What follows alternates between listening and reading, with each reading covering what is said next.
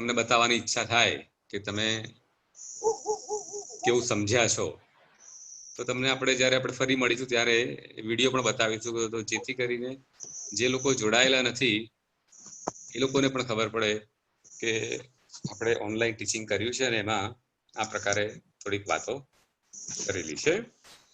હવે ગઈકાલે આપણે સૂત્ર શૈલી વિશેની થોડી વાત કરી હતી અને એમાં એના 5 લક્ષણો આપેલા હતા. એક તો ઓછા અક્ષરોમાં એ નિબદ્ધ હોવું જોઈએ, અસંદિગ્ધ હોવું જોઈએ. અસંદિગ્ધનો અર્થ છે કે એમાં કોઈ પણ પ્રકારની સંદિગ્ધતા આવે અને દૂર કરવાનું એવું નહીં, પરંતુ એમાં સંદિગ્ધતા હોવી જ ન જોઈએ, એકદમ સ્પષ્ટ હોવું જોઈએ. અને જે અર્થ માટે સૂત્રની રચના કરવામાં આવેલી હોય એનો સંપૂર્ણ સાર એમાં આવી જવો જોઈએ. એ સૂત્ર વિશ્વતોમુખ હોવું જોઈએ. વિશ્વતોમુખ એટલે સમગ્ર વિશ્વમાં એ એક જ પ્રકારનો અર્થ આપતો હોવો જોઈએ. અસ્તોભમ એની પ્રવૃત્તિ અટક્યા વગર થવી જોઈએ. કેટલીક વાર પ્રવૃત્તિ થાય અને કેટલીક વાર ન થાય એવું ન થવું જોઈએ. અને અનવદ્યમ, અનવદ્ય એટલે એ શબ્દ પણ બરાબર સમજવા જેવો છે. આ શબ્દ માટે જરા લખજો બધા, કેવી રીતે લખશો હું બતાવું તમને. વ્હાઇટ બોર્ડ તમારી ઉપર આવ્યું? વ્હાઇટ સ્ક્રીન આવ્યું? હવે હું લખું છું એની ઉપર, એ પ્રમાણે સમજજો બરાબર. જો આ વદ ધાતુ છે, બરાબર છે. વદ એટલે બોલવું, અને એને વિદ્યત કૃદંતનો ય પ્રત્યય લાગે એટલે શબ્દ બને વદ્ય. વદ્ય એટલે બોલવા લાયક. હવે તમારે ટીવાયમાં આવ્યા છો એટલે એક એવી ટેવ પાળવી જોઈએ કે જ્યાં જ્યાં તમે સંસ્કૃત વાંચો, જે શબ્દની પાછળ અથવા તો જે ક્રિયાની પાછળ ય આવતો હોય ત્યારે તમારે યનો અર્થ જોઈએ અથવા લાયક એવો કરવો. ફરી વાર શું કરવાનો અર્થ? ય નો અર્થ થાય જોઈએ અથવા લાયક. આગળનો શબ્દ જુદો રાખવાનો. દાખલા તરીકે મેં તમને અહીંયા ઉદાહરણ આપ્યું, વદ. વદ એટલે બોલવું અને ય એટલે જોઈએ અથવા લાયક. તો શું થશે? વદ એટલે બોલવું અને ય એટલે જોવા લાયક અથવા તો બોલવા લાયક અથવા બોલવું જોઈએ. બરાબર છે. એવો જ બીજો એક શબ્દ તમને આપું કે દૃશ્ય.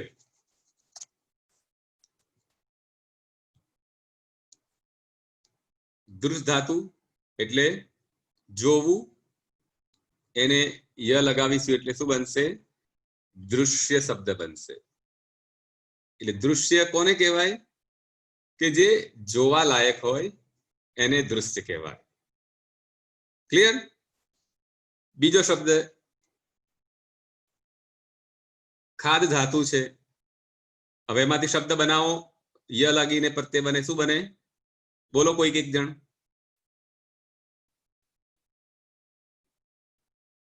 ખાદ ધાતુને ય પ્રત્યય લગાવીએ તો કયો શબ્દ બને? ખાદ્ય.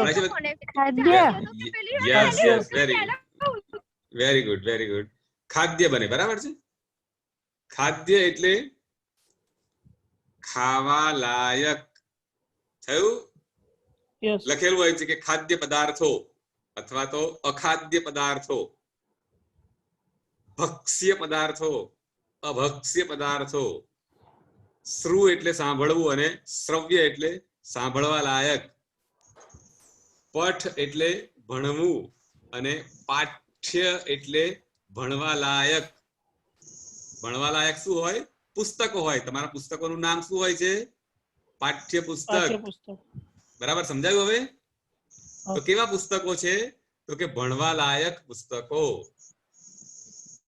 મન શબ્દ હોય તો માન્યવર શબ્દ વાપરીએ છીએ આપણે. ખ્યાલ આવ્યો? તો હવે મારે તમને શબ્દ કયો કહેવો છે?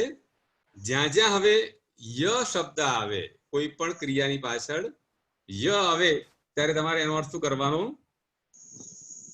લાયક અથવા જોઈએ. આવતીકાલે જ્યારે આપણે મળીએ ત્યારે દરેક વિદ્યાર્થી 5-5 શબ્દો ચેટ બોક્સમાં આવા ય વાળા શબ્દો લખશે. ક્લિયર? આપણે 10 વિદ્યાર્થીઓ જોડાઈએ છીએ એટલે 5-5 શબ્દો જો ય વાળા આપણને મળશે તો કેટલા થશે? 50 શબ્દો તમે એક સાથે બધા સમજી શકશો.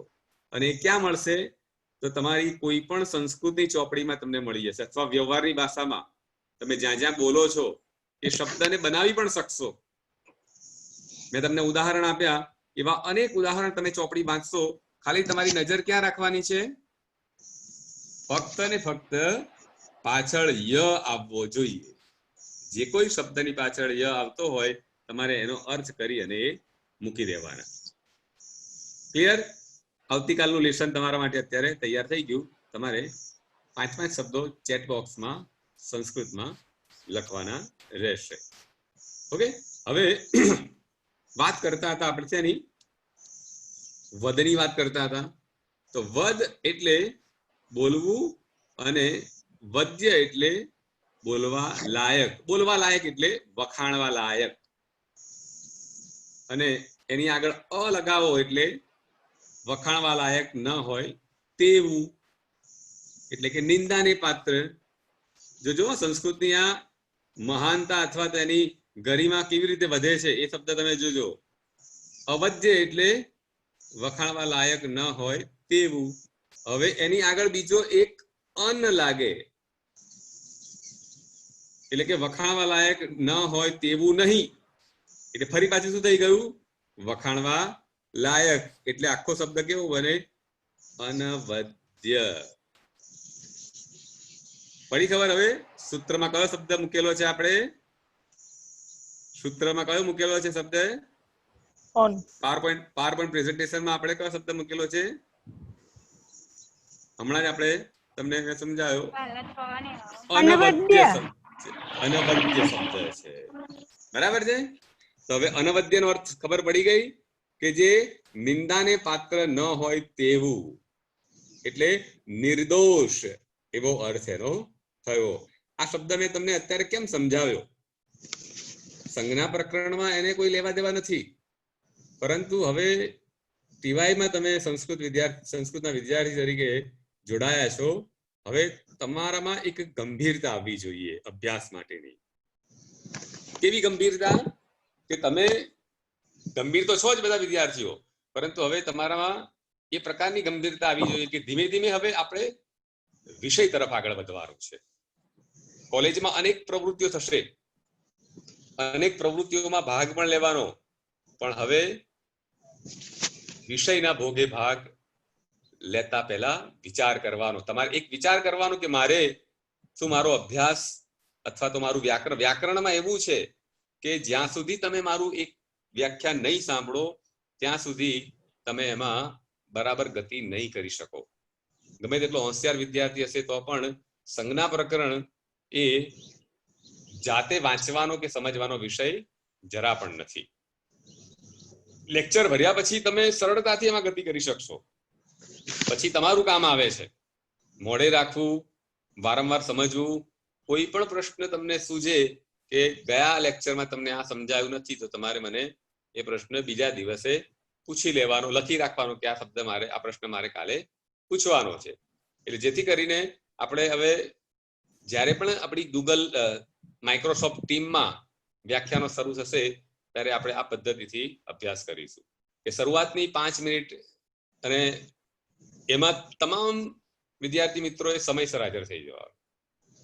એની શરૂઆતની 5 કે 7 મિનિટ આપણે ગયા લેક્ચરમાં તમને કોઈ મુશ્કેલી પડી હોય એનું નિરાકરણ લાવીશું અને છેલ્લી 10 મિનિટમાં આપણે તમને પ્રશ્નો પૂછીશું કે જે તમને લેક્ચરમાં સમજ પડી હોય એવા પ્રશ્નો તમને અમે પૂછીશું. ક્લિયર? તો અસ્તોભમ અને અનવદ્યમ ચ સૂત્રમ સૂત્રવિદો વિદુહુ. હવે ગઈકાલે આપણે વાત કરી હતી કે 6 પ્રકારના સૂત્રો છે. 6 પ્રકારના સૂત્રોમાં આપણે જે ભણવાના છે એ કયા સૂત્રો ભણવાના છે? સંજ્ઞા સૂત્રો ભણવાના છે. કારણ કે એનું નામ જ શું છે? સંજ્ઞા પ્રકરણ છે. પણ પરીક્ષાની દ્રષ્ટિએ વિચારીએ તો આ 6 પ્રકારના સૂત્રોની સમજ થોડીક તમારી પાસે હોવી જોઈએ. તમારે એ પ્રકારના સૂત્રો કોઈ જગ્યાએ લખવાના નહીં આવે, પરંતુ એ સૂત્રોમાં કઈ વાત કરેલી હશે એ તમારે કદાચ લખવાની આવે. તો એ આપણે ધીમે ધીમે સમજીએ છીએ. પહેલું સંજ્ઞા સૂત્ર આપણે સમજીએ તો કોઈ પણ વ્યક્તિનું આપણે નામ પાડીએ એને સંજ્ઞા કહેવાય. સંજ્ઞા શબ્દ શાસ્ત્રીય શબ્દ છે, વ્યાકરણિક શબ્દ છે, પરંતુ એનો સીધો સરળ ભાષામાં મારે તમને એનો અર્થ કહેવો હોય તો શું? કોઈ પણ પદાર્થનું જે નામ હોય એને સંજ્ઞા કહેવાય. દાખલા તરીકે મિતુલ નામ છે તો મિતુલ એ શું થયું? કોઈ ચોક્કસ વ્યક્તિની સંજ્ઞા છે. દાખલા તરીકે વૃક્ષ છે તો વૃક્ષ એ શું છે? ચોક્કસ આકારની એક સંજ્ઞા છે. તો સંજ્ઞા એ ચોક્કસ અર્થને ઓળખવા માટેની એક પારિભાષિક અથવા તો એક શું કહેવાય એને શબ્દાવલી છે, ક્રમાનુસાર ગોઠવાયેલી શબ્દાવલી છે. દાખલા તરીકે આપણે 4 અક્ષરનો કોઈ શબ્દ જોઈએ કે રેલગાડી, બરાબર છે?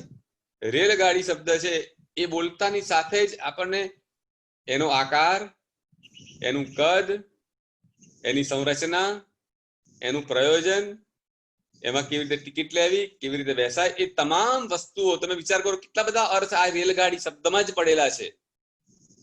હવે એ ચોક્કસ ક્રમમાં આવેલી એ પદાવલી છે. ડીગા લ રે બોલ્યા હોય તો ચાલે? રેલગાડી જગ્યાએ હું ગા ર લે રી એવું આડું બોલું ચાલે? શબ્દો તો અંદર પડેલા જ છે, પણ જો એ ચોક્કસ ક્રમમાં ના આવેલા હોય તો એ સંજ્ઞા નથી બનતી. એટલે ચોક્કસ ક્રમમાં આવેલી પદાવલી અથવા તો અક્ષરોની સંરચના, અનુક્રમે આવેલી સંરચના જે છે એ ચોક્કસ અર્થને વ્યક્ત કરવા માટે વપરાતી સંજ્ઞા છે. હવે પાણિનીએ શું કરેલું છે? પાણિનીએ પોતાના વ્યાકરણ શાસ્ત્રમાં તમામ ભાષાઓ, તમામ સંસ્કૃત ભાષાના શબ્દોનું અથવા વાક્યોનું એક વ્યાકરણ રચેલું છે. પરંતુ તેમાં સંજ્ઞાઓ એમણે કઈ વાપરેલી છે? જે લોકમાં વપરાય છે એવી જ સંજ્ઞાઓ વાપરેલી છે. લોકમાં વપરાય એટલે જે આપણે બધા વાપરીએ છીએ એ જ સંજ્ઞાઓ વાપરી છે, ફક્ત એનો અર્થ થોડોક બદલ્યો છે. દરેક શાસ્ત્ર હોય એ દરેક શાસ્ત્રમાં પોતાની એક આગવી સંજ્ઞાઓ હોય છે. એ સંજ્ઞા શા માટે ઊભી કરવામાં આવે છે? તો એસ્પેશિયલી વ્યાકરણ શાસ્ત્ર માટે બધા જ સૂત્ર શૈલી અથવા તો 6 પ્રકારના સૂત્રોની સંરચના કરેલી છે એનું એક જ માત્ર કારણ છે. કયું? લાઘવ માટે. લાઘવ માટે એવું કહેવાય છે, વૈયાકરણો કેટલા બધા ખુશ થઈ જાય એમ, અર્ધ માત્રા લાઘવેન પુત્રોત્સવ મન્યંતે વૈયાકરણાહ.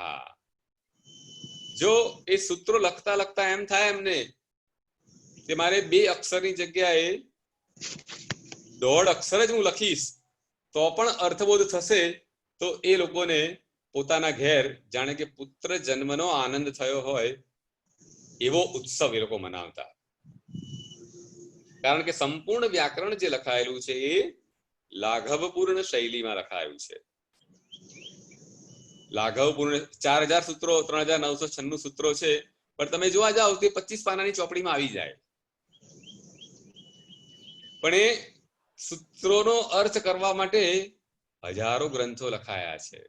25 પાનાના 3996 સૂત્રો ઉપર અનેક ગ્રંથો લખાયા છે, અનેક શાસ્ત્રો લખાયા છે, અને આજ સુધી એની ઉપર હજુ પણ લખાતું જ જાય છે.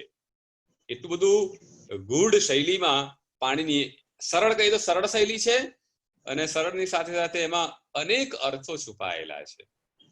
જેવી રીતે ભગવદ્ ગીતા માટે એવું કહેવાય છે કે ભગવદ્ ગીતામાં જે અર્થબોધ કહેવાયો છે એને સમજનારા વ્યક્તિઓ હજુ 500 વર્ષ પછી આવશે. આપણે હજુ સમજીએ છીએ માત્ર એનો શબ્દાર્થ સમજીએ છીએ. ભગવાન કૃષ્ણને સમજનારી જે પેઢી આવશે એ કેટલી પરિપક્વ હોવી જોઈએ, બુદ્ધિથી કેટલી સમૃદ્ધ હોવી જોઈએ, તો આજે આપણે એના માટે સમર્થ નથી. આજે એને સમજવા માટે આપણે નબળા છીએ, હજુ વામણ છીએ. એને સમજવા માટે હજુ 500 વર્ષ પછી જે બુદ્ધિ પ્રતિભા અથવા તો વિજ્ઞાન ટેકનોલોજી એટલી બધી થઈ ગઈ હશે, ત્યારે એ વ્યક્તિઓ ભગવદ્ ગીતાના ઉપદેશને બરાબર રીતે સમજી શકશે. એટલે પાણીની જે વ્યાકરણ લખ્યું છે આજે લગભગ 2300-2400 વર્ષ થઈ ગયા છે, છતાં પણ એમાં કશુંક ને કશુંક નવું ઉમેરાતું જાય છે. એવી રીતે એવા સાધનો ઉપલબ્ધ થશે કે જ્યારે ખરેખર પાણીની જે વ્યાકરણ લખ્યું છે એ ભવિષ્ય માટે લખેલું હશે. ભવિષ્યની પેઢીને સંસ્કૃત ભાષા સરળતાથી સમજાય એટલા માટે વ્યાકરણ લખેલું હશે. એક ઉદાહરણ તમને આપું, સંજ્ઞાનું ઉદાહરણ. દાખલા તરીકે આપણે ગુણ શબ્દ કહીએ છીએ. ગુણનો અર્થ સામાન્ય લૌકિક રીતે કરવા જઈએ તો ગુણનો અર્થ એક તો પેલો થાય કે સારા અને ખરાબ ગુણો થાય. ગુણનો બીજો અર્થ એવો થાય, તમે ગંજ બજારમાં ગયા હોય, શાક માર્કેટમાં, તો ગુણ લેવા ગયા હોય તો કોઈ ઘઉંની ગુણ કે ચોખાની ગુણ કે, શબ્દ ગુણ જ છે. હવે એ શબ્દ જ્યારે વ્યાકરણ શાસ્ત્રમાં આવે ત્યારે પાણીની એના માટે શબ્દ આપે છે કે ગુણ કોને કહેવાય, તો કે અ, એ અને ઓ ને ગુણ કહેવાય છે. કોને કહેવાય? અ, એ અને ઓ ને ગુણ કહેવાય. મૂકું તમારી સામે, જો એનું એક આવું સૂત્ર છે,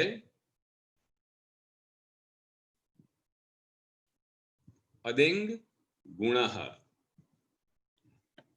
આવું સૂત્ર છે. એનો નંબર પર આપેલો છે 1, 1, 2. આ 3 અક્ષરો આપ્યા મેં, એનો અર્થ શું થાય? પહેલો અધ્યાય, પાણીની વ્યાકરણ શાસ્ત્ર અષ્ટાધ્યાયનો પહેલો અધ્યાય, બીજો એકડો એટલે એનો પહેલો પાદ, અને બીજું 2 નંબર એટલે બીજું સૂત્ર. અષ્ટાધ્યાયી ગ્રંથનો પહેલો અધ્યાય, પહેલો પાદ અને બીજા નંબરનું સૂત્ર. તો પહેલું સૂત્ર કયું છે? તો પહેલું સૂત્ર તમને કોઈ પૂછે તો બહુ સરળ, પહેલું ને બીજું સૂત્ર આપણે યાદ રાખવાનું, પાછળનું યાદ ના રહે તો કઈ વાંધો નહીં. પહેલું સૂત્ર છે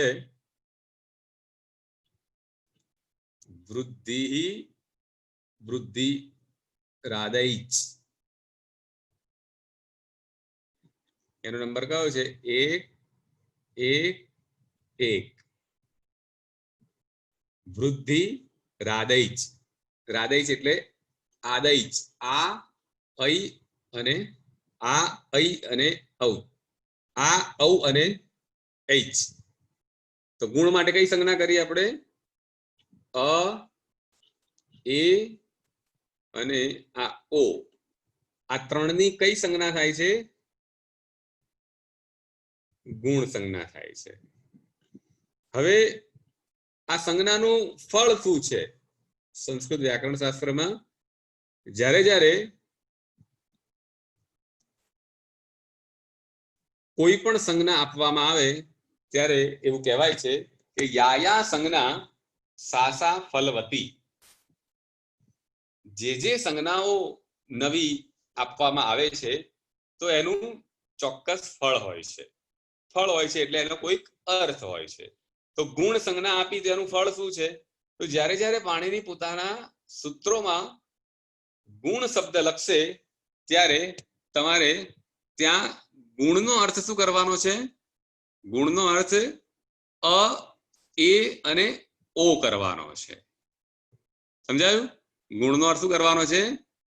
અ, એ અને ઓ એવા 3 સ્વરો ત્યાં આવશે. દાખલા તરીકે બીજું ઉદાહરણ આપું તમને. હું તમને એમ કહીશ કે જરા ચોક લાવો તો તમે શું આપશો મને? સફેદ રંગનો એક દંડ આપશો. ચોક લખીને મને હાથમાં નહીં આપેલો સાહેબ, ચોક લો. તો સંજ્ઞાનો અર્થ શું છે? સંજ્ઞાનો અર્થ સંજ્ઞાથી બોધિત અર્થ. દાખલા તરીકે મિતુલ, તું અહીં આવ. તો મિતુલ એવો અક્ષર નહીં આવે, પણ કોણ આવશે? એ સંજ્ઞાથી બોધિત સંજ્ઞી આવશે. એને શું કહેવાય? સંજ્ઞી. જેની સંજ્ઞા પાડવામાં આવે એને સંજ્ઞી કહેવાય.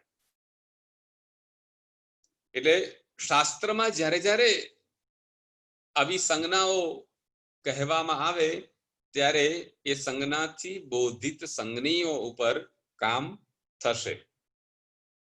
હવે બીજું સૂત્ર છે પરિભાષા સૂત્ર. પરિભાષા સૂત્ર એટલે મેટા રૂલ્સ કહેવાય એને.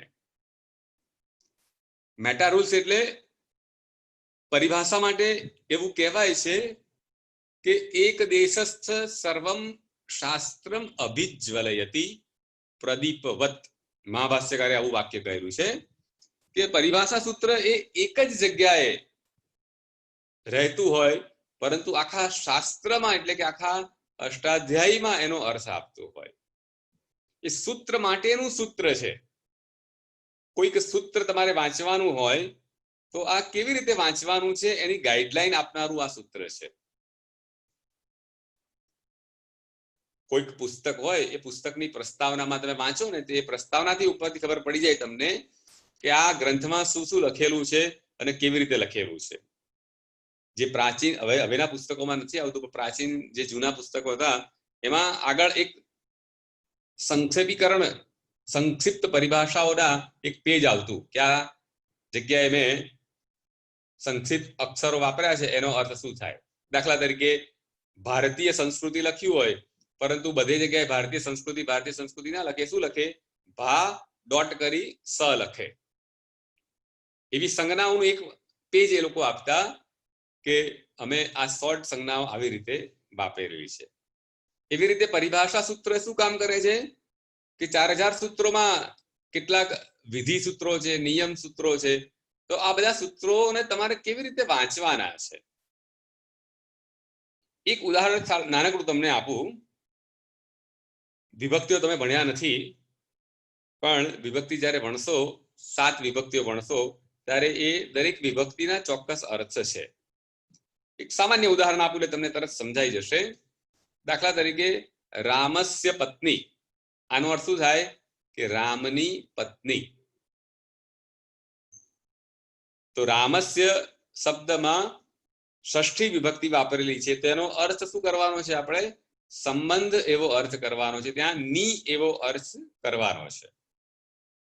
પણ જ્યારે વ્યાકરણ શાસ્ત્રના સૂત્રમાં ષષ્ઠી વિભક્તિ વપરાયેલી હોય ત્યારે એ ષષ્ઠી વિભક્તિનો અર્થ સંબંધ નથી કરવાનો. ત્યાં ની એવો ગુજરાતીનો પ્રત્યય નથી લાવવાનો. તો શું લાવવાનું છે? તો એ પરિભાષા સૂત્ર એવું કહે છે ષષ્ઠી સ્થાને યોગા.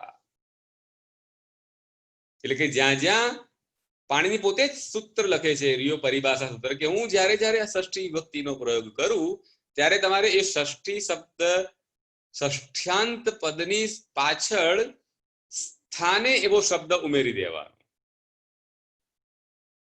ષષ્ઠ્યંત પદની પાછળ શું ઉમેરી દેવાનું? સ્થાને એવો શબ્દ ઉમેરી દેવાનો. એક ઉદાહરણ તમારી સામે હું મૂકું છું એટલે તમને સમજાશે.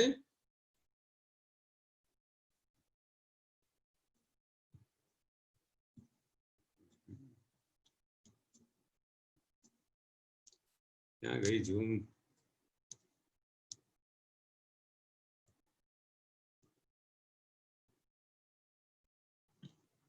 જો સૂત્ર કયું છે? ષષ્ઠી સ્થાને.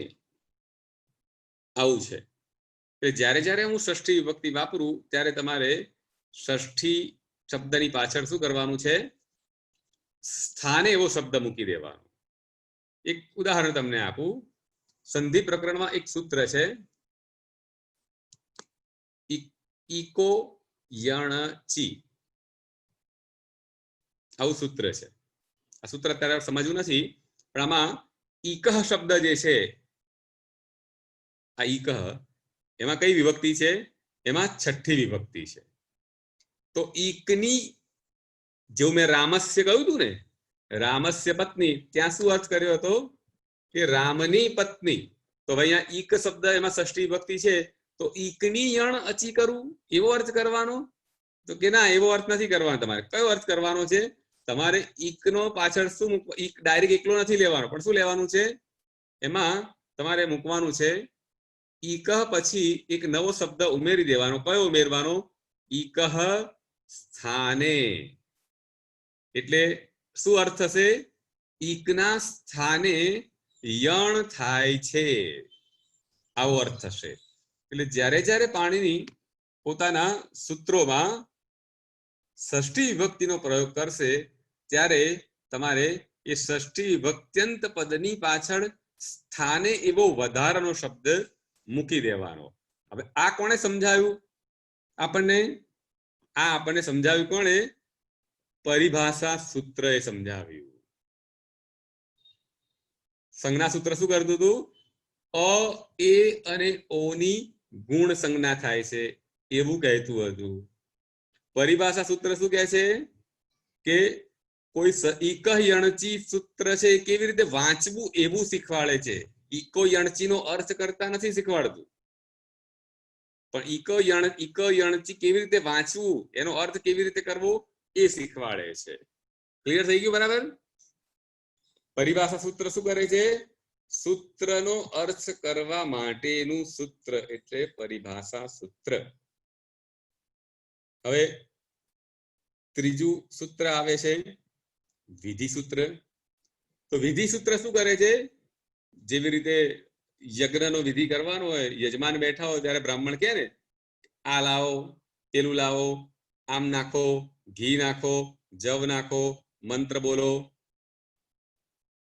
તો જે ક્રિયા થતી હોય એને શું કહેવાય? વિધિ કહેવાય. અને એ પ્રકારના સૂત્રોને વિધિ સૂત્રો કહે છે. હમણાં સૂત્ર મેં મૂક્યું એ વિધિ સૂત્ર જ હતું, ઈકો યણચી. તો ઈકો એમાં શું કહ્યું હતું કે ઈકના સ્થાનમાં તમારે યણ એવો આદેશ કરવો. ક્યારે? કે જ્યારે પાછળ કોઈ અચ આવેલો હોય ત્યારે. તો આખા સૂત્રનો અર્થ શું થયો? ઈકના સ્થાનમાં યણ કરવો જ્યારે અચ પાછળ આવે ત્યારે. તમે તમે કરવો એવું કહ્યું, વિધિ કરવો એવું કહ્યું છે. સત્યનારાયણની કથા કરાવવાની, તો આવું આવું લાવી અને આવું કરવું, તે શું થયું કહેવાય? વિધિ થયો કહેવાય. એટલે વિધિ સૂત્રનું કામ આવું છે. હવે નિયમ સૂત્ર આવ્યું. તો નિયમ સૂત્રનું કામ શું છે કે વિધિ સૂત્રમાં થોડોક સંકોચ કરવો. કેટલીક વાર જાહેર વિધિ કરી દેવાનું કે આટલું બધું બધાએ આવવાનું છે, આ સમય હોય ત્યારે બધા વિદ્યાર્થીઓએ, સંસ્કૃતના બધા વિદ્યાર્થીઓ ભેગા થવું. તો આ વિધિ થયો.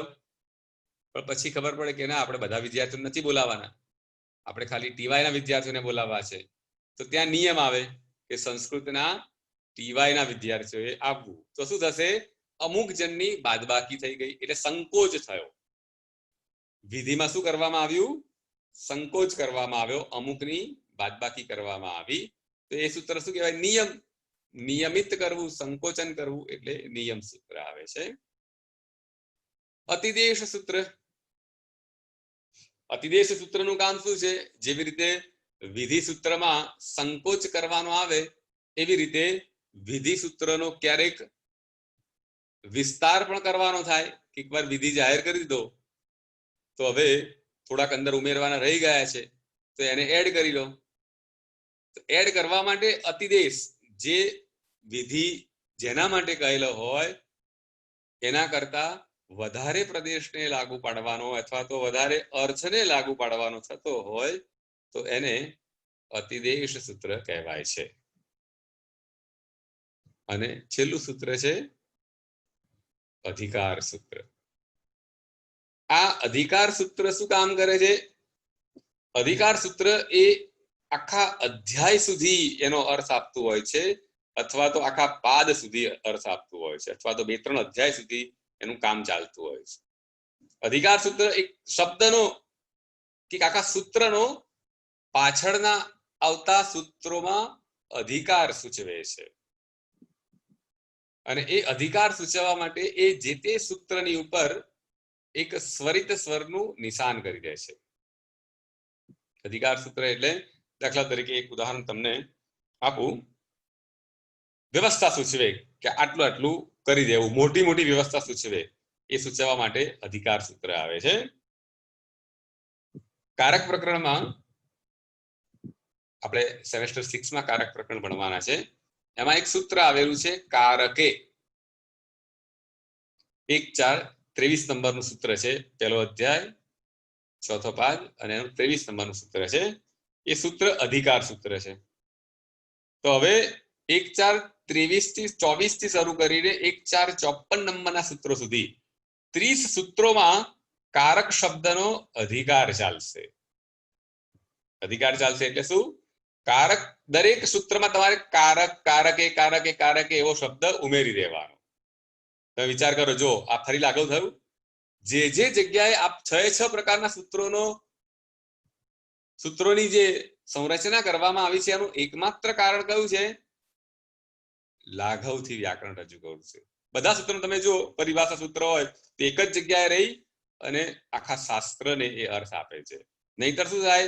દરેક વખત તમારે કેવું પડે કે આવું કરો, આવું કરો, આવું કરો. અધિકાર સૂત્ર પણ કેવું, જો કારકે એવા શબ્દને મારે 30 સૂત્રો સુધી લઈ જવો છે તો મારે 30 સૂત્રમાં કારકે, કારકે, કારકે, કારકે એવું લખવું પડે. એની જગ્યાએ મેં અધિકાર સૂત્ર એને કહી દીધું એટલે હવે તમારે લખવાની જરૂર નથી. ફક્ત ને ફક્ત તમારે સૂત્ર લખવાનું છે અને એ કારક એવો અર્થ એમાં મળી જશે. એ વખતે બિચારા પાણીની જોડે લેપટોપ નહીં હોય, એક્સેલ શીટ નહીં હોય, નહીતર બિચારા Ctrl+X કરીને Ctrl+C કરીને પેસ્ટ કરી દે તો બધામાં આવી જાય. પણ અત્યારે એ વ્યવસ્થા આપણી પાસે છે એટલે ત્યારે આ લાઘવથી લખવાનું પ્રયોજન શું છે? આપણે કે ભાઈ ગ્રંથ લખવો તો ને ભાઈ શાંતિથી નવરા હતા અથવા વિદ્યાર્થીઓ જોડે લખાવતા હતા, બોલતા જાય અને વિદ્યાર્થીઓ લખતા જાય, લખે જ ને. પણ એ સમય તમે જાણો છો કે લખાણના સાધનોનો ખૂબ જ અભાવ હતો. તમે કદાચ ઇતિહાસમાં ભણ્યા પણ હશો, શિલાલેખો ઉપર એ લખાતા હતા, તાડપત્રો ઉપર લખતા હતા, ભુર્જપત્રો ઉપર લખતા હતા, તાંબાના પત્રો, વસ્ત્રો, સુવર્ણપત્રો, આ બધું પાછળથી આવેલું છે. અને જે કંઈ લખાય એ હસ્તપ્રત, એને બધાને શું કહેવાય? એને મેન્યુસ્ક્રિપ્ટ કહેવાય, એને હસ્તપ્રત કહેવાય. હવે આ હસ્તપ્રતોનું આયુષ્ય બહુ ઓછું હોય, કારણ કે એની ઉપર વાતાવરણની અસર થાય. વરસાદ પડે એટલે સંકોચાય, ભેજ આવે, ઉનાળો આવે એટલે સુકાઈ જાય, શિયાળો આવે એટલે ફરી પાછું એમાં ભેજ આવે. એમ કરતા કરતા એનું આયુષ્ય લગભગ 100 વર્ષથી વધારે નહીં. તાડપત્રો અને ભુર્જપત્રો ઉપર જે કઈ ગ્રંથો લખાય, બધા જ આપણા ગ્રંથો, વેદો, ઉપનિષદો, આરણ્યકો, સ્મૃતિ ગ્રંથો કે તમામ નાટકો, આપણા નાટ્ય સાહિત્ય, એ બધું જ એ હસ્તપ્રતોમાં લખાયેલું છે. અને જે રાજકવિ બન્યા હોય એ લોકોને સારી હસ્તપ્રતો મળે, પણ સામાન્ય કવિનો મળી ના શકે. તો પણ એનું આયુષ્ય આટલું જ હતું. સુવર્ણપત્રો પર તો લખાય નહીં આખું નાટક, તામ્રપત્ર ઉપર પણ લખાય, એ તામ્રપત્ર પણ બહુ પાછળથી આવેલું છે. શિલાલેખ ઉપર કેવું લખાય? માત્ર સૂત્રો લખાય એક એક. દાખલા તરીકે અશોકના શિલાલેખો છે, એમાં એમણે જે ઉપદેશાત્મક શૈલી હોય એવી ઉપદેશની વાતો લખી શકાય. કે વ્યાકરણના સૂત્રો થોડી શિલાલેખ ઉપર લખાય. વ્યાકરણ કઈ બધા ભણવા હોય, આખો સમાજ થોડી ભણવા જતો હોય. એટલે હસ્તપ્રતો ઉપર લખાવાનું હતું અને લખાણના સાધનો ઓછા ઉપલબ્ધ હોવાને કારણે જે કોઈ વાત એમણે કહેવી છે, જે કોઈ શાસ્ત્ર એમણે રજૂ કરવું છે, જેમ બને એમ લાઘવમાં રજૂ થાય એવી શૈલી એમણે અપનાવેલી હતી. એટલે એટલે જ કહ્યું ને હમણાં આપણે તમને મેં આગળનું વાક્ય વંચાવ્યું કે અર્ધમાત્ર લાઘવે ને પુત્રોત્સવ મન્યતે વૈયાકરણા. અડધી માત્રાનું પણ જો લાઘવ આવી જાય તો એ લોકો વૈયાકરણો જાણે પુત્રોત્સવ નો આનંદ મનાવતા હોય એવું લાગતું એમ. અર્થ પાછો ગૂંચવાવો ના જોઈએ. સંજ્ઞા સૂત્રો હોય કે પરિભાષા સૂત્રો હોય એમાં અર્થમાં સહેજ પણ બાંધછોડ નહીં કરવાની. એક અક્ષર ઓછો લખવો પડે અને અર્થ એનો એ જળવાઈ જાય તો આવો એમને આનંદ થતો હતો. તો આ થયા કેવા સૂત્રો? અધિકાર સૂત્રો થયા. આ રીતે 6 પ્રકારના સૂત્રો કહેવાય છે. આ મેં 3-4 શ્લોકો તમારી સામે રજૂ કર્યા. એ તમે લગભગ મને જાણું છું એ પ્રમાણે તમારા બધાની જે પદ્ધતિ છે એ પ્રમાણે આ બધાના તમે સ્ક્રીનશોટ પાડી લીધા હશે. અને આ બધા જ શ્લોકો તમામે તમામ શ્લોકો તો એક પણ વધારાનો શ્લોક નથી. આ બધા જ શ્લોકો તમે પેપરમાં લખી શકશો અને જેટલા વધારે શ્લોકો લખાશે એટલા જ તમને વધારે માર્ક્સ મળવાની સંભાવના વધી જશે. આમાંથી એક પણ શ્લોક આડોઅવળો નથી કે વધારાનો નથી. આ બધા જ શ્લોકો તમારે જ્યારે જ્યારે જેની વ્યાખ્યા, દાખલા તરીકે સૂત્રની વ્યાખ્યા પૂછાય તો તમારે આ શ્લોક લખવો જ પડે. જેણે ડિસ્ટિંક્શન માર્ક્સ લાવવા છે અથવા તો યુનિવર્સિટીમાં તમે બધાને ખબર જ છે કે ગયા વર્ષે આપણી વિદ્યાર્થીની ભવન્સ કોલેજની સંસ્કૃતની છોકરી ગોલ્ડ મેડલ લાવી હતી. તો તમારી બધાની અપેક્ષા, અમારી તમારી પાસેથી અપેક્ષા વધી જાય છે કે ગયા વર્ષે આવેલો ગોલ્ડ મેડલ આ વર્ષે જવો ન જોઈએ. આ બધા જ શ્લોકો તમે લખશો તો ગોલ્ડ મેડલથી તમને કોઈ દૂર નહીં કરી શકે. બધા જ ગુજરાતીમાં તમને નોટ્સ મળશે તો મોટાભાગના વિદ્યાર્થીઓ ગુજરાતીમાં તો લખવાના જ છે. પણ એક જ વિદ્યાર્થી એવો હશે કે જે આ તમામ શ્લોકો, એટલે તમારે હવે ઘેર બેઠા કરવાનું શું? તો તમારે આ બધા શ્લોકો મોઢે બોલવાના, ગોખવાના, સંપૂર્ણપણે ગોખી જ નાખવાના. એમાં કોઈ બાંધછોડ રાખવાની જ નહીં. કારણ કે હું જાણું છું, વારંવાર આપ સૌને બધાને યાદ અપાવું છું કે તમે લોકોએ આર્ટ્સ ફેકલ્ટી પસંદ કરી છે. કેટલાક સાયન્સમાંથી, આપણે ગુરુ પૂર્ણિમાના દિવસે વાત કરતા હતા કે સાયન્સમાંથી આર્ટ્સમાં આવે છે અને આર્ટ્સમાં પણ સંસ્કૃત વિષય પસંદ કર્યો છે. એટલે તમારે બધાને જ્યારે મેં આ વિષય તમને પસંદ કરાવ્યો છે ત્યારે તમને મને એક જ વાત કરી હતી કે તમે બધા જ સારા શિક્ષક બની શકશો. સંસ્કૃત વિષય સાથે તમે સીએ નહીં બનવાના, તમે એમસીએ નથી કરવાના, કોમ્પ્યુટર ઓપરેટર નથી બનવાના. તમે શું બનવાના છો? તમારી પાસે એક જ દિશા જઈ રહી છે અને આપણે એ જ દિશા ઉપર વળગી રહેવાનું, કોઈ આડાવડા રસ્તા ઉપર જવાનું નહીં. કાં તો તમે સારા શિક્ષક બની શકશો અથવા પ્રોફેસર બની શકશો અથવા સારા વકીલ બની શકશો. જીપીએસસીની તૈયારી કરતા હશો તો સારા આઈએસ ઓફિસર પણ બની શકશો. પણ બધામાં જરૂરી શું છે એ વખતે પણ મેં તમને કહ્યું હતું કે તમારી પાસે શબ્દોનું સામર્થ્ય હોવું જોઈએ.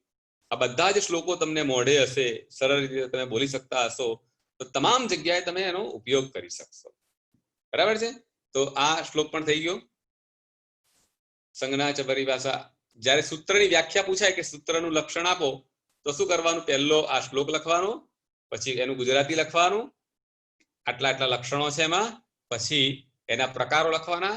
તો પ્રકારો આપણે ગુજરાતી એને 6 પ્રકાર લખવાનું જ નહીં, ડાયરેક્ટ આપણે શ્લોક જ લખી દેવાનો અને પછી 1 2 3 4 6 કરી અને એમાં એની 2-4 લીટીઓ લખતા જવાનું. એટલે તમને તમારું જે પેપર છે એ પ્રશ્નપત્ર જવાબ તમે લખતા હશો તરત જ એની બહુ જ મોટી છાપ પડશે. હવે સૂત્ર શૈલીની વાત, લાઘવપૂર્ણ શૈલી છે એ વાત આપણે અંદર વણી લીધેલી છે. આ વ્યાકરણ કેવું વ્યાકરણ છે? ત્રિમુનિ વ્યાકરણ છે. હવે આ 3 મુનિઓ કયા કયા છે એનો મેં આછો પાત્રો તમને ઉલ્લેખ કરેલો છે. આ 3ના તમારે નામ યાદ રાખવાના અને એની જોડણી ખાસ યાદ રાખવાની. પાણીની શબ્દ છે એમાં ધ્યાન રાખજો બરાબર. શું છે? બંનેમાં હ્રસ્વ ઈ છે. પાણી આપણે ગુજરાતીમાં લખીએ છીએ, દીર્ઘ લખીએ છીએ, આમાં કોઈ ભૂલથી પણ દીર્ઘ ના લખતા. આ શબ્દ કેવી રીતે બન્યો છે? પણ પણીન શબ્દ છે. પાણી ન ખોડો આવે. પણીન એટલે વાણિયાભાઈ, વેપારી. તમે વિચાર કરો, આ પાણીની વેપારી હતા, વાણિયાભાઈ હતા. અને એમણે સંસ્કૃતનું સંપૂર્ણ વ્યાકરણ લખ્યું. એટલે જે લોકો વર્ષોથી બ્રાહ્મણો ઉપર આક્ષેપ કરે છે કે સંસ્કૃત એ બ્રાહ્મણોની ભાષા છે, તો એ આક્ષેપ તદ્દન ખોટો આક્ષેપ છે. સંસ્કૃતનું સંપૂર્ણ વ્યાકરણ લખનારા એવા ઋષિ એ વેપારી હતા, વાણિયાભાઈ હતા, અને એમણે આવું સરસ વ્યાકરણ લખેલું છે કે જે તમામ બ્રાહ્મણોના ગ્રંથોએ એને અનુસર્યા છે. અને એ ગ્રંથો વાંચવા હોય તો પણ તમારે આ વ્યાકરણ અનિવાર્યપણે ભણવું જ પડે, સમજવું જ પડે. એનો સમય જો ઈસવીસન પૂર્વે 4મી કે 5મી સદીનો છે.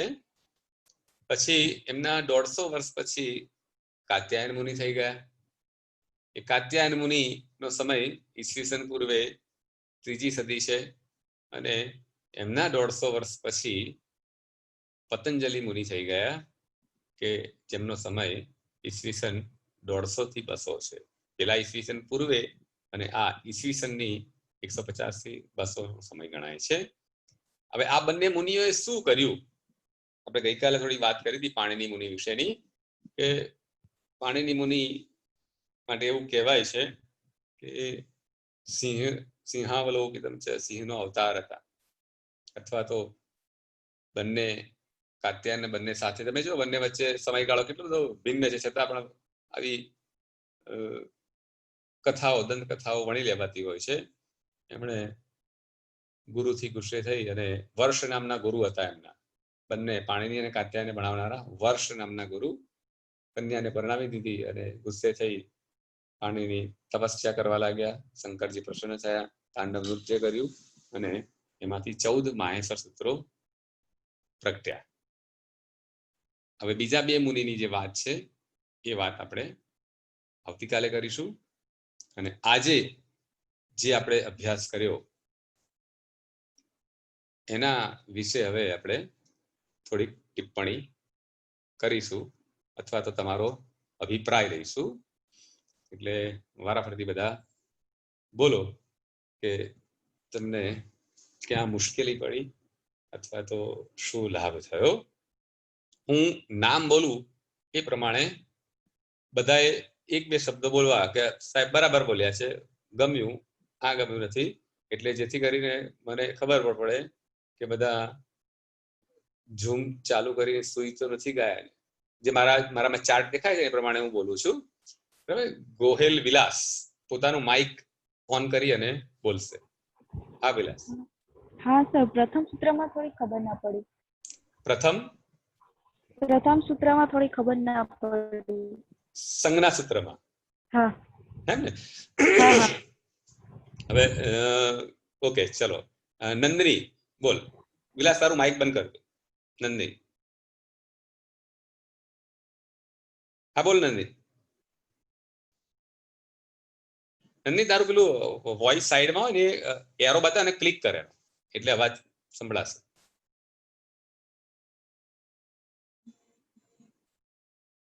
નંદિની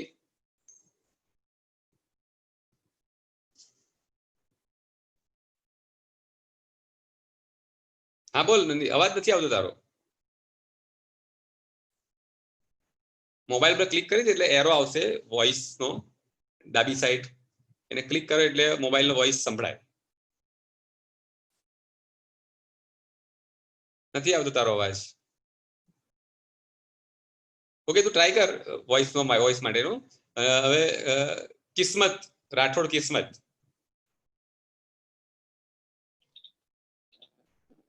બોલ. પાંચમું સૂત્ર ખરું સર? પાંચમું સૂત્ર. હા, અતિદેશ સર, એમ થોડી ખબર નથી. અતિદેશ. Okay okay okay. સંજ્ઞા સૂત્ર અતિદેશ. ઓકે, પછી કિસ્મત. માર્ગી. હા સર, અધિકાર સૂત્રમાં ખબર ના પડી સર. અધિકાર સૂત્ર. Okay okay. હવે માર્ગી. મિતુલ. હા સર. શું લાગ્યું તને સર? પેલું જે આપણે જે તમે જે પેલા સૂત્રના 6 પ્રકારો ને જે પેલું આપણે જે સંજ્ઞા સૂત્ર ને એ બધું જે સંસ્કૃતમાં હતું ને પીપીટી, એનું સર જો તમે ગુજરાતી કરો ને તો શું કે પેલું ગુજરાતી હોય તો સંસ્કૃતમાં થોડું સમજવામાં આસાની રહેશે, મારું મંતવ્ય એવું છે. બરાબર, એટલે એમાં છે ને એવું છે કે મેં પુસ્તકો ના કીધા તમને, પુસ્તકો મંગાવ્યા છે, એમાં તમામ વસ્તુ ગુજરાતીમાં પડેલી જ છે. અને હવે મને કરવામાં મારે 2 મિનિટ જ લાગે, એમાં કોઈ પ્રશ્ન નથી. પણ હું એટલા માટે નથી કરતો કે જ્યારે હું ગુજરાતી મૂકીશ ને તો તમે ગુજરાતી ઉપર જ ધ્યાન આપશો. હા, એ વાત પણ સાચી છે. સંસ્કૃત જોશો નહીં અને મને સાંભળશો પણ નહીં. એટલે સંસ્કૃત એટલા માટે રાખું છું કે સંસ્કૃત તમારે બોલવાનું છે, મોઢે કરવાનું છે, અને ગુજરાતી સમજવાનું છે. હું ગુજરાતી બોલું જ છું સાથે સાથે, એટલે ગુજરાતી જ્યારે બોલતો હોય ત્યારે સંસ્કૃત તમારી સામે હોય, ગુજરાતી તમારી નોટમાં તમારે એને લખવાનું, જેવું આવડે એવું લખવાનું.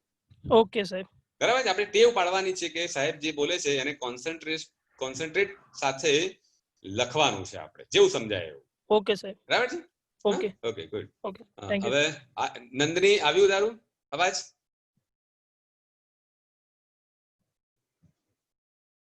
નંદની તારો અવાજ જ નથી આવતો ભાઈ.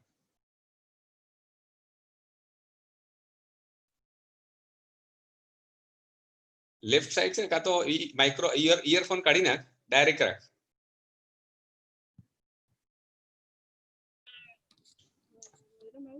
હા બોલો ભાઈ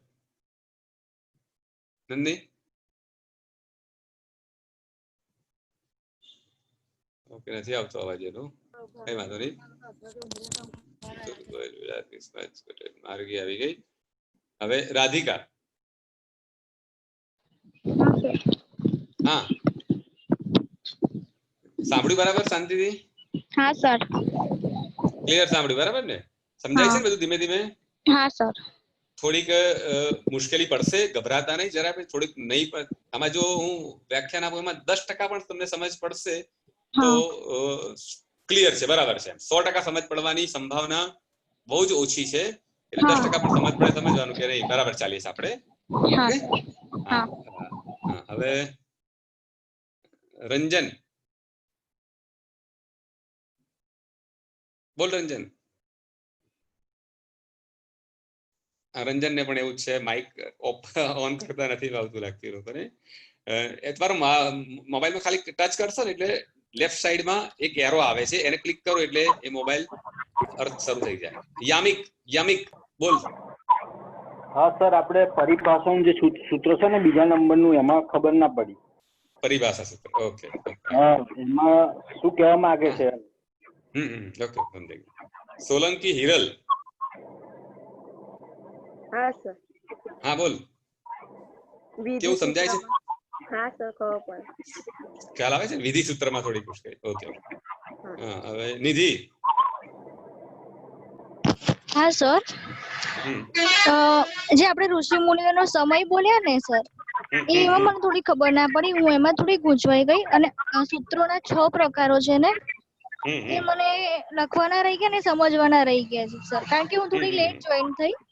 ઓકે, એ તો 5 મિનિટનું સ્ક્રીનશોટ સાંભળ્યું. તમને મળી જશે. સ્ક્રીનશોટ જ્યારે આવે ત્યારે સ્ક્રીનશોટ તમારે પાડી લેવા, જેથી કરીને લખવાનો પ્રશ્ન રહે નહીં. ઓકે. સોલંકી મીના. હા મીના બોલ. Hello sir. હા બોલ. હા બોલ. ત્યાં તમે 5મું સમજાય ને સૂત્ર, હા, ઓકે. નો પ્રોબ્લેમ. ઓકે, હા ચલો. નંદની ખ્યાલ અવાજ આવે કે નહીં તારે? જો તો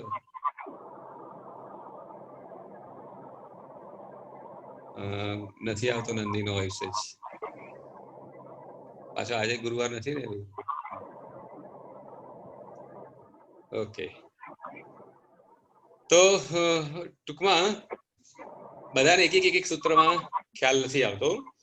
હવે બધા અલગ અલગ પ્રશ્ન કર્યા કે સંજ્ઞા સૂત્ર નથી ખબર પડી, કોઈ કીધું પરિભાષા સૂત્ર નથી ખબર પડી. તો એનો અર્થ એવો થયો કે જેણે કહ્યું કે મને સંજ્ઞા સૂત્રમાં ખબર નથી પડી, એનો અર્થ એવો થયો કે એને પરિભાષા સૂત્રમાં ખબર પડી છે. અને જેણે કીધું પરિભાષામાં ખબર નથી પડી, એનો અર્થ એવો થયો કે એને સંજ્ઞામાં ખબર પડી છે. તો મારી ઈચ્છા એવી છે કે જેણે જે પ્રશ્ન કર્યા છે એના સિવાયના જે સૂત્રો છે, સૂત્રની વાત છે, એ વાત બીજા વિદ્યાર્થીઓને સમજાવે. દાખલા તરીકે વિલાસે એમ કીધું કે સંજ્ઞા સૂત્રમાં ખબર ના પડી તો એને પરિભાષા સૂત્ર સમજાવવાનું. યામિકે એમ કહ્યું કે મને અતિદેશમાં ખબર ના પડી તો એને પરિભાષા સૂત્ર સમજાવવાનું. જેટલું સમજાય એટલું. હવે આપણે બહુ સ્પષ્ટ રીતે હું ટીવાયમાં વિદ્યાર્થીઓને એવી રીતે તૈયાર કરું છું કે એ વિદ્યાર્થીઓ બોલતા થાય અને વ્યવસ્થિત રીતે સમજતા થાય. આ તો તમે આપણી મુશ્કેલી એ છે કે રૂબરૂમાં નથી. બાકી રૂબરૂમાં હોય તો તમે બધા જ સરળતાથી વર્ગમાં ક્લાસરૂમમાં બોલતા થઈ જાય એવા છો. આવાળા બાજુ 2 જ દિવસ ગયા છે આપણા, અને એ પણ કેટલીક મર્યાદાઓને લઈને આપણે અભ્યાસ કરી રહ્યા છીએ. એટલે કાલે 10 મિનિટ આપણે શરૂઆતની એવી કરીશું કે જેણે જે પ્રશ્ન પૂછ્યા છે એનો જવાબ બીજા વિદ્યાર્થી આપશે. ઓકે, બધા પોતાનો વિડીયો ચાલુ કરી દો અને આપણે છેલ્લે પૂર્ણાહુતિ કરીએ. ઓકે, યજ્ઞેશ, યામિક, બરાબર ને? આવતીકાલે જે લોકોએ જે પ્રશ્ન કર્યા છે એના જવાબ કોણ આપશે? તમારા મિત્રો આપશે, વિદ્યાર્થીઓ આપશે. એટલે આ કરવાનું કારણ શું છે? તમે એમાં થોડાક ગંભીર થશો. હું જે સમજાવું છું આ પ્રકારે જ આપણે લગભગ ભણીશું મહિનો એવું મને લાગે છે. એટલે ખૂબ જ ગંભીરતાથી આપણે આ કામ કરવાનું છે અને ભણવાનું છે. અને એની ચિંતા જરા પણ નહીં કરવાની કે આ પ્રકારે ભણીશું તો આપણને સમજાશે કે નહીં. તમારી પાસે હું 100% છું અને તમને જ્યાં સુધી સમજ નહીં પડે ત્યાં સુધી હું તમને સમજાવીશ. 10 વાર સમજાવીશ. પણ એકવાર આ 10 જ વિદ્યાર્થીઓ ત્યારે આવે છે એટલે હું ઓછું બોલવાનું રાખું છું કે જેથી કરીને બીજાને નુકસાન ના જાય એટલા માટે. બરાબર છે? એટલે આપણે આવતીકાલે તમારું આ લેસન છે જે પ્રશ્ન પૂછાયા છે એના સિવાયના તમારે કહેવાનું કે હા મને સંજ્ઞા સૂત્ર ખબર નથી પડી પણ પરિભાષા સૂત્ર હું સમજાવીશ. બરાબર છે? ઓકે, તો મળીએ કાલે. અને લિંક આપણી એની એ જ રહેશે એટલે તમે ભૂલી ના જતા, કોપી કરી રાખજો નોટ્સમાં અને એમાંથી ક્લિક કરજો. 11